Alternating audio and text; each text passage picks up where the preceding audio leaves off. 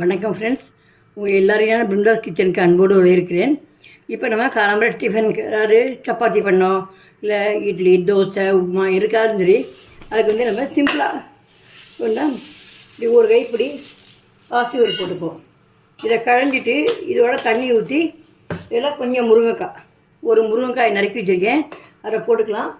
ஒரு தக்காளி இதையும் போட்டு 2 பச்சை மிளகாய் வாய்க்கீரி போட்டு நம்ம வேக விட்டு எடுக்கலாம். அதுக்கு முன்னாடி நீங்கள் இதான் ஃபஸ்ட் டைம் பார்க்குறீங்கன்னாக்க என் சேனலை சப்ஸ்கிரைப் பண்ணி வச்சுங்க, அதோட பெல் ஐக்கானையும் கிளிக் பண்ணி வச்சுங்க. வாங்க வீடியோக்குள்ளே போகலாம். இப்போது எல்லோரும் பருப்பை களைஞ்சி தண்ணி ஊற்றி அதில் முருங்கைக்காய், தக்காளி, 2 பச்சை மிளகாய் போட்டு வச்சுருக்கேன். இப்போ அதை குக்கரில் வச்சு ஒரு 4 விசில் விட்டு எடுக்கலாம். இப்போது இதுலேயே நம்ம ஒரு மாம்பழம் நறுக்கினது இருக்குது, அதை கொட்டையை போட்டுடலாம். இப்போ மூடி வச்சாச்சு. ப்ரெஷர் வந்தோடனே வெயிட்டை போட்டு ஒரு 4 விசில். வணக்கம் ஃப்ரெண்ட்ஸ், உங்கள் எல்லோரும் பிருந்தாஸ் கிச்சனுக்கு அன்போடு இருக்கிறேன். இப்போ நம்ம கம்பு ரவையை வச்சு உப்புமா பண்ணலாம். அதுக்கு முன்னாடி நீங்கள் என்ன ஃபஸ்ட் டைம் பார்க்குறீங்கன்னாக்க என் சேனலை சப்ஸ்கிரைப் பண்ணிக்கோங்க, அதோட பெல் ஐக்கானையும் கிளிக் பண்ணிக்கோங்க. வாங்க வீடியோக்குள்ளே போகலாம். இப்போ இதில் 1 டேபிள் ஸ்பூன் எண்ணெய், சமையல் எண்ணெய், எந்த எண்ணெயும் சரி விடுங்க, காயட்டும். இப்போ இதில் உளுத்தம்பருப்பு 1/2 ஸ்பூன்,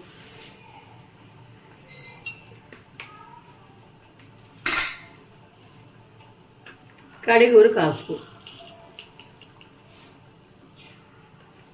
வெடிக்கட்டும். அதில் பெருங்காயத்தூள் ஒரு 1/4 ஸ்பூன்.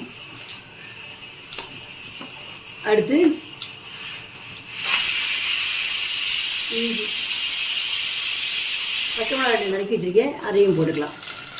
பச்சை மிளகாய், கருவேப்பிலை, வெங்காயம், ஒரு பெரிய வெங்காயம் நறுக்கி வச்சுருக்கேன் புளிங்க, அதையும் போட்டுக்கலாம். நீல வாக்கில் மெல்லிசாக நறுக்கி வச்சுருக்கேன்.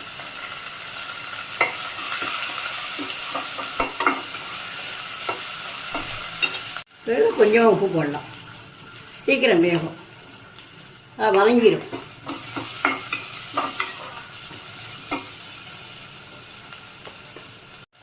இப்போ முட்டைக்கோஸ் நீங்கள் வேணுங்கிறத போட்டுக்கலாம், துருவி வச்சுருக்கேன். அதுமாதிரி கேரட்டு 1 துருவி வச்சுருக்கேன், அதையும் போட்டுக்கலாம். ஏன்னா இப்போ யாருமே காய் சாப்பிட தயங்குறாங்க. அப்போ இந்த மாதிரி நீங்கள் உப்புமா அந்த மாதிரி போட்டு கொடுத்தீங்கன்னா அவங்க விரும்பி சாப்பிடுவாங்க. எதுவும் பார்த்து கலர்ஃபுல்லாக இருக்கும், நல்லா விரும்பி எல்லாரும் கலர் சத்தும் உடம்புல சேரும். நல்லா கொஞ்சம் நேரம் இப்போ மூடி வச்சுருக்கேன், கொஞ்சம் சிம்மில் வச்சு நம்ம வதக்கலாம். இப்போ இதையும் நீங்கள் தேவையான உப்பையும் போட்டுடலாம்.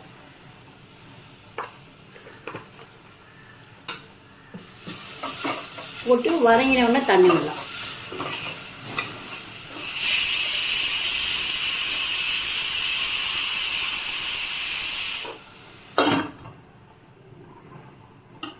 இப்போ பருப்பு வச்சு 4 விசில் வந்துருக்கு. நம்ம அதை அடுப்பை அணைச்சிடலாம். இப்போ என் காய் வதங்கிடுச்சு. நம்ம இந்த கப்னால் 1 கப் கம்பு ரவை போட போகிறேன். அதுக்கு நம்ம 2.5 கப்பு தண்ணி ஊற்றிக்கலாம்.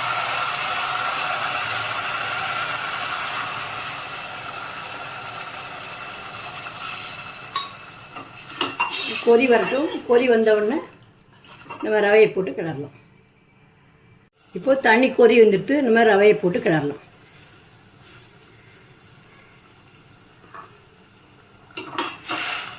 இப்போ அடுப்பு ஹையில் தான் இருக்குது. இனிமேல் கிளறி விட்டுட்டு அதுக்கப்புறமா நீங்கள் அடுப்பை சிம்மில் வச்சுட்டு மூடி வைங்க. இப்போது வெந்துடுத்து. நம்ம அடுப்பை நம்ம அணைச்சிடணும். நல்லா கெட்டியாகிடுச்சு.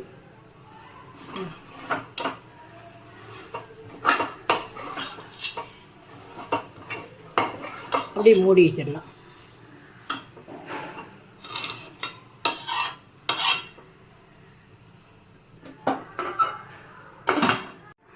இப்போ இதில் கொஞ்சம் கொத்தமல்லி தழையும் தேங்காய் தூளும் போடலாம். தேங்காய் தூள் நம்ம ஆப்ஷன் தான், இருந்தால் போடலாம், இல்லைன்னா போடணுங்கிற அவசியம் கிடையாது. ஆனால் தேங்காய் தூள்லாம் போட்டால் கொஞ்சம் ருசி கூடுதலாக இருக்கும், அவ்வளோதான்.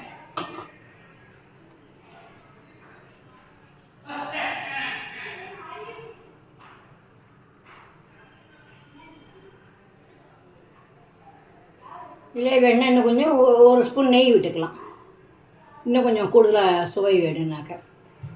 நீங்கள் டயட்டில் இருக்கீங்கன்னா அப்படியே விட்டுடலாம். அவ்வளோதான். இப்போ கம்பு ரவை உப்புமா. பருப்பு ப்ரெஷர் போயிடுத்து நம்ம தாளிச்சு கொட்டலாம். அது வந்து ஜீரகம் மட்டும் போதும். ஒரு ஸ்பூன் எண்ணெய் விட்டுக்கலாம். விட்டுட்டு காஞ்ச உடனே ஒரு ஸ்பூன், ஒரு அரை ஸ்பூன் விட்டால் போதும். ஜீரகம் போடலாம். இப்போ வெடிக்க ஆரம்பிக்கிறது பெருங்காயம் போடலாம்.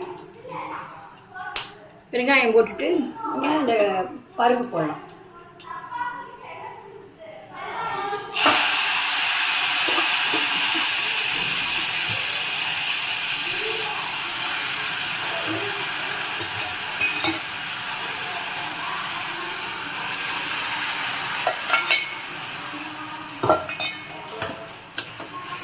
இப்போ இதில் நான் வந்து என்னென்ன பண்ணுறேன்னாக்கா, போன வருஷம் போட்ட மாவுடு அதோட தண்ணி இருக்குது. மாவுடு தண்ணி வந்து நான் வேஸ்ட் பண்ண வேண்டாம். அந்த மாதிரி பாட்டில் நான் எடுத்து வச்சுட்டுருக்கேன். அதுலேருந்து நம்ம வேணுங்கிற ஒரு அரைக்கரண்டியோ எவ்வளவோ இங்கே போட்டு பார்த்துட்டு அதுக்கப்புறம் நீங்கள் உப்பு போடலாம். ஏன்னா இந்த மாவுடு தண்ணியிலையும் உப்பு நிறைய இருக்கும். அதனால் அதில் உரப்பும் இருக்கும், உப்பும் இருக்கும். நீங்கள் போட்டு பார்த்துட்டு நீங்கள் அப்புறம் உப்பு போட்டுக்கலாம். அதனால் உப்பு நான் போடலை. நான் வாயில் போட்டு பார்ப்பேன். இப்போ இதே உப்பு சரியாக இருக்குது. அந்த மாவு தண்ணி விட்டுறே உப்பு தேவையில்லை. நான் உப்பு இல்லை போடவே இல்லை. நல்லாயிருக்கு. ஏன்னா நாங்களும் தயிர் சாதத்துக்குலாம் அந்த மாவு தண்ணியே தொட்டுன்னு சாப்பிடுவோம். அவ்வளோ அருமையாக இருக்கும். அதனால சரி இந்த மாதிரி இன்றைக்கி இந்த மாதிரி டால் பண்ணுறப்ப இதில் போட்டு பார்க்கலாமேன்னு பார்த்தேன். நல்லா அருமையாக இருக்குது. நீ செஞ்சு பாருங்கள். நீங்கள் செஞ்சு பார்த்துட்டு உங்களோட ஒப்பீனியனை கமெண்டில் போடுங்க. இப்போ ஒரு 5 நிமிஷம் கொதிக்க விட்டு நம்ம இறக்க வேண்டியதான். ஏன்னா நீங்கள் ஜீரகம் பொரிஞ்ச உடனே ஒரு பெரிய வெங்காயத்தை கட் பண்ணி போட்டு அதை நீங்கள் வதக்கி அதில் போடலாம். நான் வெங்காயம் வேண்டாங்கிறதுக்காக நான் சும்மா வெறுனையே போட்டிருக்கேன். நான் ஒரு பண்ணுறப்போ ஒரு வித்தியாசமான சுவையோடு இருக்கும். கொஞ்சம் கொதிச்ச உடனே நம்ம இறக்கி மல்லித்தலை போட்டு தூவி இறக்கினோம்னா அருமையான டால் ரெடி தொட்டுக்க. இப்போ அடுப்பை அணைச்சிடலாம். கொஞ்சம் கொத்தமல்லி தூவி மேலாக தூவிட்டு அணைச்சிட வேண்டியதான். இப்போது சுவையான கம்பு ரவை உப்புமாவும் பாசிப்பருப்பு டால் வித்தியாசமாக நம்ம மாவோட ஜலம் விட்டு அது ரெடி ஆகிடுச்சு. நீங்களும் செஞ்சு பாருங்கள். செஞ்சு பார்த்துட்டு உங்கள் ஒப்பீனியனை கமெண்டில் போடுங்க. நன்றி.